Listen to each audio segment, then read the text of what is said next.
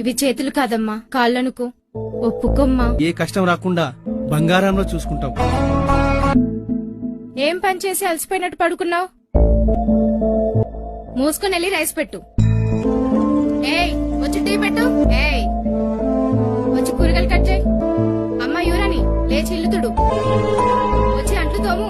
ఏయ్, టేబుల్ కింద మొత్తం మెతుకులున్నాయి, తుడు. తిండి మాత్రం టైంకి తింటావు. ఎలా అరుగుతుందే నీకు? ఒక్క పూట తినకపోతే చావులే గాని వెళ్ళి టీ పెట్టి తీసుకురా. సరే అత్తయ్య. ఒసై దొంగ మొహం దానా, పంచదార ఇంతేసావు.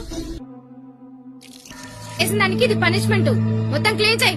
రోజు కదా, అలా బయటికి వెళ్ళరండి. మేం బయటికి వెళ్తే ఇంటికి ఎవరినైనా తెచ్చుకుంటావా? ఛీ, మీలాంటి వాళ్ళతో మాట్లాడడం కూడా దండగా. ఏంట్రా నీ పెళ్ళం పెద్ద చిన్న లేకుండా మాట్లాడుతుంది? జాగ్రత్తగా ఉండమను, లేకపోతే మర్యాదగా ఉండదు. ఏదో కోపంలో మాట అంటే తిట్టేస్తావా?